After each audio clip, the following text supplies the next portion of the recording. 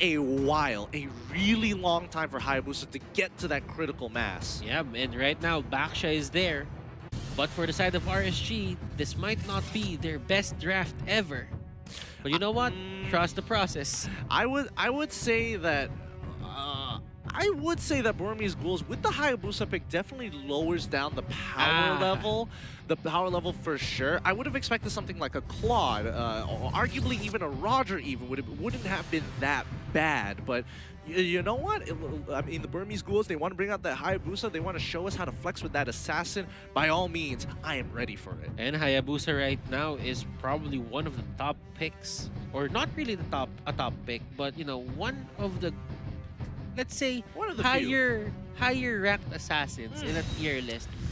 So let's see. Let's see how this plays 5 out seconds till again. the Welcome enemy back reaches to the our battlefield. final game Smash of today. It's going to be the Burmese Ghouls versus Welcome to RSG. Mobile Legends. Welcome to the land done, and let's get this battle on its way. KZP here going straight for that jungle. Ruby DD is ready.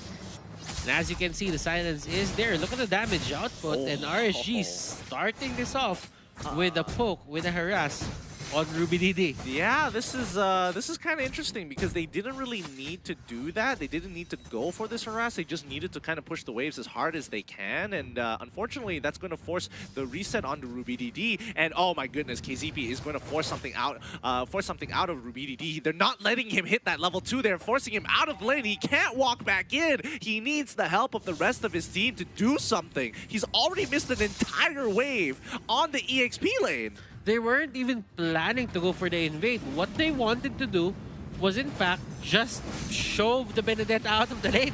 Yeah, and they've done a phenomenal job at just that. KZP rotates back. He wants to get maybe this time around, but looks like it's going to be A-OK. Ooh, Kid getting chunked down really, really low. RSG, and again, Sync just he goes for the dive. He successfully kills Ruby DD.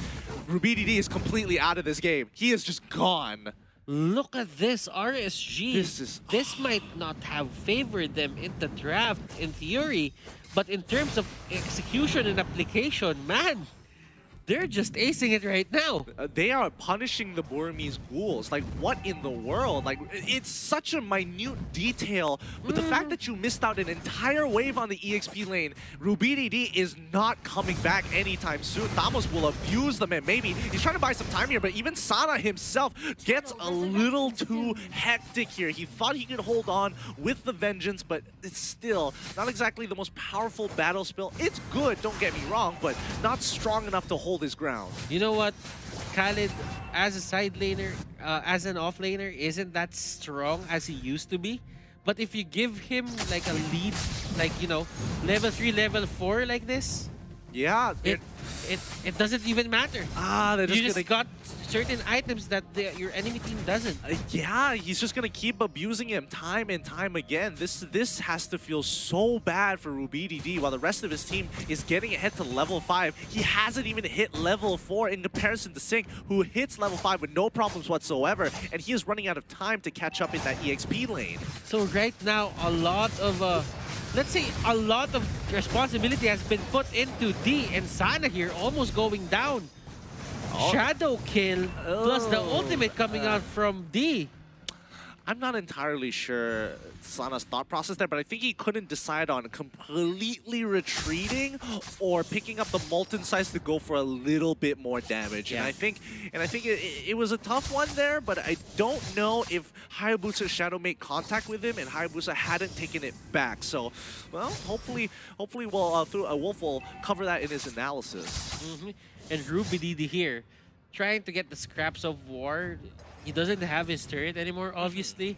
But right now, this is going to be a good time for him to show the lanes and just get farm. Yeah, and let's see how that works out for him, because right now Burmese Ghouls on the back foot. They're still maintaining gold pretty well. Ruby DD, unfortunately, has absolutely lost his lane. It's unfortunate to say the least, but he's not completely out of it. He has caught back up, managing to get 2 waves for himself in the EXP lane, pushing him back up to 5 at least. And this is what we meant about RSG, knowing where to hit and when to hit it. Yeah. And these are the pressure points that you don't see right now, but in time, you are going to expect them to, have a bit of a shortage in terms of damage just because the Benedetta had a late start. Yeah, but again, Burmese Ghouls, they did get the turtle, and that's going to be super, super helpful to catch them back up. So the early game essentially has been nullified. The only real difference is less pressure on the top side without that tier 1. Would you agree with me if I told you that someone said that to make someone in lane, come back from a deficit, you should just leave him be? Yes and no, because again, he got abused a couple of times, 2 times in a matter of fact, but hold on, hold that thought. His turtle has been taken away. BG looking for an optimal play, trying to force something out. KZP just hiding in, gets a lot of damage, but again, wasn't able to get back with the rest of his team and gets punished hard with the OK Shadow kill. Ace and the others, they're making this lineup work for them right now, and LY4 getting caught out. Burmese Ghouls, they have been awakened here. Yeah. And they're just going at it. I mean, RSG got the early head start, but right now, it doesn't even matter. Burmese Ghouls is finding their way back into this game. Yeah, I mean, the mid game has been looking so good for them, and Ace being able to find those kills as well with the help of Maybe has been so beneficial. Sync getting some good damage, but it's a 3v1 situation. Is able to ult on out there, gets hit by the stun, and unfortunately, not gonna be enough to save the day. Even Jason looking for the return kill, unable to find it with a meteor shower. He really just wanted to get that turret, and he will get it at the cost of his,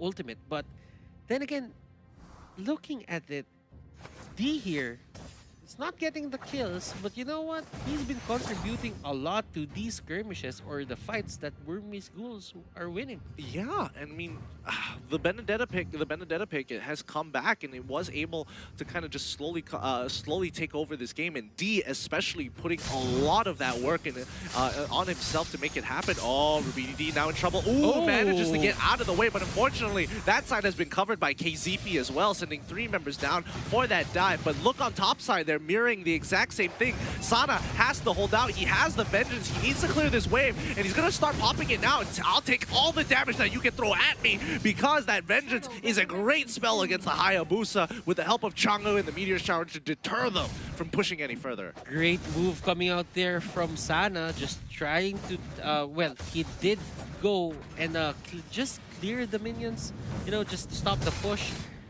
Turret lives for another day, and let's see, Ace here, they're really trying to, get as much gold as possible. They want to make Ace big as possible so that they can fight early as well. Hayabusa is one of those heroes that he has a mid-game power spike. Oh, that's nasty. That is so nasty. LY4 gets caught out. Sync using the Sandstorm Guardian tries to chunk out as many people before going out, but it's going to be a mega kill. What a Loi ultimate. What a fast rotation. Just catching RSG off guard. They weren't ready for that trick to be used on them. And they, Burmese Ghouls just goes, you thought you were the only ones who used the Louis? Let me show you how we do it. This is how we do it in Myanmar. This is how we do it in Myanmar. KZP finding the cleanup on the back line. Can he get Kid as well? Oh no, Kid. He flickered the wrong way, but he's able to get the good stun onto Natalia, buying him just enough time to make it on out of there. Oh boy, that's a scary situation to be in. Brute Force Breastplate was picked up by Ruby DD. That will give him the extra tankiness that he needs to fight against, what, Khalid? Khalid? I don't think he really needs to win the matchup at this point. He just needs to push the lane and probably, against Natalia as well. Just, just in general, the stats are always going to be good. And D, he can naturally handle Sync all by himself. He is absolutely fine. He's going to be transforming as quickly as possible. And he comes in really, really hard. Brave strikes as well. Oh, such a always remember the bane to his existence. Yeah, it is not great. And just to rub more salt into the wound, they even brought Maybe to come on over as well to ensure, Sandstorm Guardian, Quicksand Guard, big deal. It's as if, he needed help, but just to be safe, Maybe just went in, went for his passive, and you know, no more healing for you. Anti-healing on point. Maybe here they're trying to assist the Hayabusa. Hayabusa goes down in the process. Vengeance is up. Spell is there. Chango trying to help his ally here. Sana really wanting to fight. And look at Sana, is just way too tanky. And here comes the cleanup crew. Harith goes in, but he gets magneted onto that ball, and LY4 almost taking down maybe. Yeah, very, very close. This is becoming quite the game. Burmese Ghouls really finding their stride, and the snowball is pretty much rolling, but a lot of these kills are going. Oh, Discordant getting go up. Oh, he makes it just in time. Oh, too close for comfort. D, he's just gonna let him go. It's like, yeah, stay back. Don't come anywhere near my jungle. Yeah, and you know what? It's because of his attack animation or skill cast animation that really costed them that, you know, kill. But all in all, I think it was a great move coming out from Kid, just being defensive and aggressive and knowing the timing of when to use his skills. Yeah, he's doing a really good job, and KZP is going to go invisible once again to start putting the hurt in random people and getting and scouting out for information. RSG definitely are taking it back just a little bit. Burmese Ghouls, they are also playing very precautiously. They're not playing as reactory as we did see them in games 1 and 2. They have taken a much slower approach against RSG. They have their eyes set on Sana once again. Ace here will try to go for the shadow kill, and they try to burst him down, but D on the other side of the map, he gets a meteor shower in the face. KZP is the next casualty here for the side of RSG, and as you can see, maybe going in, and Sink gets his revenge, but Jason got the kill. Okay. Jason able to get that kill. He's 3-1-3. Let's have a look at the items to see the current status of these players here. 2K ahead. I wouldn't even say 2K. About 1.5K ahead for the side of the Burmese Ghouls, and they're in a comfortable spot. Let's have a look. It's going to be the Ice Queen's Wand and the Glowing Wand coming in from Jason. Sana got Brufla's breastplate, and he opted to go for the Demon Hunter's sword. Okay, fair enough. LY4, Calamity Reaper, Feather, Leviathan. Sink did get the Bloodlust Axe, Blade of Heptaseas, KZP going naturally. Blade of Heptaseas looking to go into Blade of Despair, and on the Burmese Ghouls side, it looks like it's almost pretty much about the same. However, Ace, he is significantly ahead in gold. Ace here, he is having a bit of a, you know, field day in terms of just getting those items. It's not as fast as it looks, to be honest. At 12 minutes in, you have the Despair, the Machete, and the Endless Battle. It could have... I think he needs one more item to just go online. He needs one more item. He just needs a little bit more. And I don't know, because they're going to hit their item power spikes at about the same times, and then it's still a 50-50. So Burmese Ghouls really need to start timing it well. Luminous Lord is up and about, but again, the macro play, you can definitely see both RSG and Burmese Ghouls, they're waiting for the person to throw the first nuke. Burmese Ghouls just riding on the fact that they can keep on getting the kills on the Khalid just because they have the Baksha. And Baksha here, I think he always has his eyes set to wherever Khalid is. Because whenever he's there, everyone just gets the capability to take down the Khalid. Take down the Khalid. D going to be the first person to jump on, but that spell map is keeping him a lot more alive than he should have, but that's not going to be it. They trade 1 for 1. It's not looking good as the rest of the team is coming in. The Diamond Force has already been popped at Ace. He has finally come here to join the fight. He's going to be able to get another one, a 2-for-1 trade. Looking real nice, and Ace on the chase. LY4 waiting to get that Diamond Force, but it's just a little too late. Sink unable to get his ult over the wall. Ace is just cleaning up shop. It's going to be 4-for-1 in favor of the Burmese Ghouls. That was a lucky bounce for that shadow kill. It went straight for Jason. Jason was forced to use the flicker, and the timing was perfect for the quad shadow to come out. He went straight for the kill, got the shurikens out, and that's going to be a triple kill for him. Talk about perfect timing for that Hayabusa. Yeah, I mean, he was at the right place at the right time, and he took full advantage of that situation. And now RSG just 5K behind here. Not the best position to be in, but their next upcoming power spike is soon. They can't fight from here on out as Burmese Ghouls just hit their own power spike. So, something to keep in mind. Now, Sink and the others, They need to be very careful. Nobody can die on their side because the Lord is coming out in just a bit. And it's going to the bottom lane. And let's see, how will Burmese Ghouls push? Will they push with the Lord or will they push another lane? I think it's going to... I think they're just going to let it be because as of right now, the waves are kind of crashing simultaneously and they quickly teleport in towards the jungle using Loi's ult to try and make something happen here. As they make that rotation, you know, RSG expecting them to be a little bit further away. Okay, they just got here a little bit sooner. No big deal, no big loss. Still, net worth exactly the same.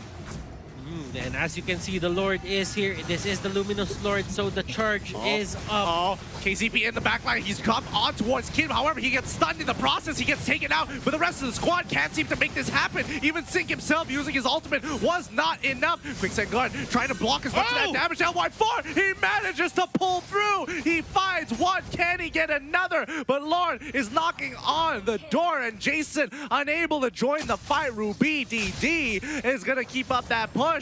4-0 again. Jason trying to just hold out, but instead they needed his damage to finish them off, and there we have it. Burmese Ghouls take it away 2-1 against RSG.